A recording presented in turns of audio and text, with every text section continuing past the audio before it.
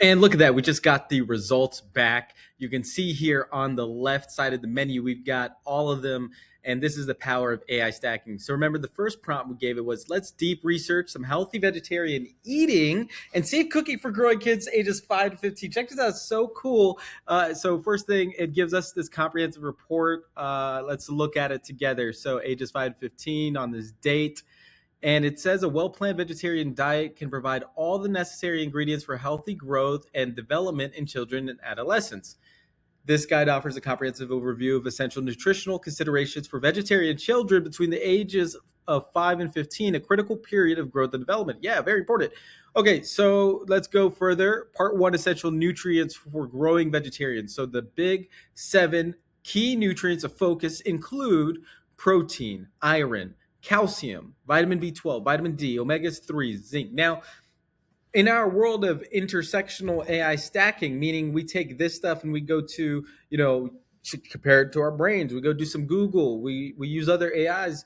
We find specific sources of information to ensure that we're on the right path here. So it says RDAs, which is recommended daily allowances. Now, just a fun fact, this is set, I believe, by the World Health Organization. And this really means the bare minimum to be alive. Because the reality is, there's billions of humans out there who don't have the same privileges of you and me to be behind our devices right now, taking this class. And so I just want to point that out that, maybe we want to aim for a higher standard than the World Health Organization standard, just because, again, that it's a great standard, but it applies to the average of humans on Earth. And we don't want to go for average. We want to go for best in class. Okay. And so that may be some things that will go in a follow-up prompt here. So now we got safe cooking for young adults. Actually, I want to turn that into a different prompt before we finish the research here. Now we got this. Now, if you click over here in the top right corner, notice we have view all files in this task. And I'm surprised that it only has a document because it also is providing a spreadsheet. So here we go. Here's view all files. I don't know why it didn't. Now it showed up. And so you can see we got the comprehensive guide.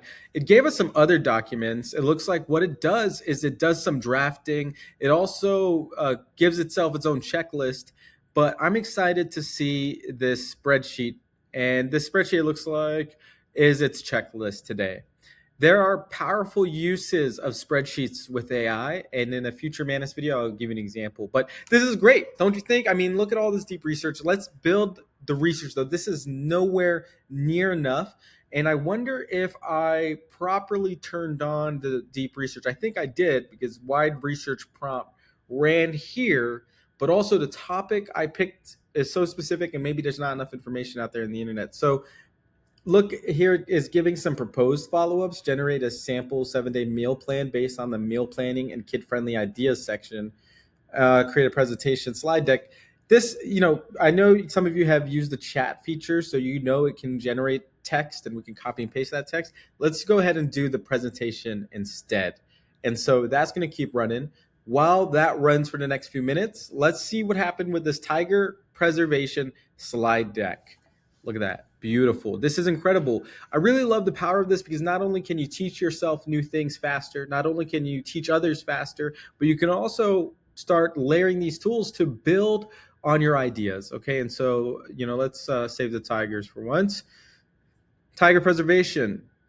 Saving Asia's iconic predator, global conservation success story in progress. Okay, interesting. Let's see. So from 100,000 to near extinction, a dramatic decline in the wild tiger population. This is great. First off, any good slide deck is going to start with a strong, powerful problem statement. So imagine that there was 100,000 lions, and they almost went extinct. By 2010, there's 3,200. It's a 97% decline. Can you imagine a world where there are no tigers? And why is this? So the perfect storm of threats. It says there's 4 critical threats push tigers towards extinction. The first one is poaching, terrible. Habitat loss, terrible. This third one, conflict, shrinking tiger habitats. Wow. War is causing the extinction of tigers. And then prey depletion. Again, all of this habitat loss, poaching, war is creating a pressure not just on tigers, but the entire ecosystem, including their prey, which makes sense that it has another impact on their own population. So Great. So I love what the slides are doing, by the way. We had a problem statement, it backed up the problem statement, and now it's going into hopefully the solution, but it's creating a bridge here with why tigers matter beyond their beauty. Protecting tigers, safeguard ecosystems and communities. So if we look here, it looks like they've got this circular thing. First off, so amazing that AI, Google, Manus can all do this. Forest guardians, one tiger protects 25,000 acres. What? Community support tourism, revenue, and sustainable livelihoods. Wow. Amazing. Water security. Habitats provide water for 800 million plus people. Okay, interesting. Regulate prey and vegetation balance. So, what they're saying here is tigers connect to the whole ecosystem. Now, here's another thing. Just because I'm reading it on the slides, I'm not going to take it by default granted as true. I want to actually, once we go through these slides, let's ask it for a bibliography if it didn't give it to us yet. So, all right, I'm going to run through this faster now. So this was the most ambitious recovery. Wow. Global leaders unite to double wild tiger population by 2022. Look at that. When people come together, when they come together with a shared goal and a reason that's more important than money. Look at that. I really hope they're on their way. First nation to more than double its tiger population. Good job, Nepal. Good job, the champions in Nepal. Wow. Okay, the tiger numbers rise to 5,500, but the thing is, recovery remains fragile. Look at that. South Asia, Russia, China, they're all stepping up. It looks like Southeast Asia is having some struggling over here. Vietnam, Laos, Cambodia. Oh boy, wow, this is challenging. And so there's 8,000 captive tigers, and they undermine the wild population recovery. Now, this is an interesting take. This is controversial because you would imagine, well, that's another 8,000 tigers that are alive. There's only 5,000 in the wild, but let's see why it says that's important. So first off, it says 8,000 tigers held at 200 plus farms in East and Southeast Asia. 75% of them are located in China, and it says it perpetuates demand for parts and products, provides cover for illegal trade, and undermines enforcement efforts. So they're saying that this farming of tigers is causing more resources and capacity to flow towards the poachers. That's what this is essentially trying to say. They call it the captive tiger problem. So conservation strategies that work. So proven methods combine protection, community engagement, and enforcement. So habitat protection, anti-poaching, community engagement, prey restoration, corridors, ending tiger farms, wildlife corridors. Okay, this is what it's saying we should do. Human-tiger coexistence, managing conflict for long-term success. So early warning systems and rapid response teams. Okay, look at that. Look at this lady installing, it looks like this is in Asia, installing a sensor tiger in the future walking by to notify them, hopefully on their phones, to protect. You see that? There's some goats back here. Okay, community benefits. Now, they're saying tigers and humans live together because of the tourism dollars it creates. Makes sense. And sure, education, absolutely. So it looks like they have this audacious goal of 6,000 plus wild tigers by 2034.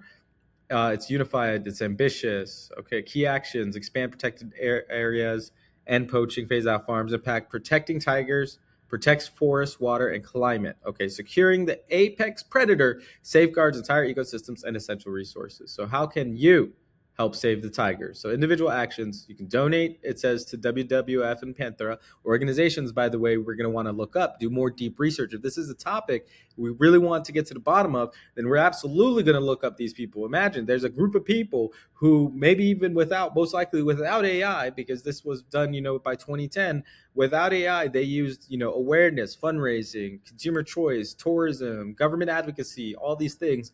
And you could see that they are having a meaningful impact, which is so impressive. I personally would love to find out who those people are and what inspired them to do it, because I'm sure they have a story. And the cool thing with AI is we can actually find them. So that might be part of our prompt here. But first, that's the end of our slides. So we need to make sure we have a bibliography. We don't just, take things for granted.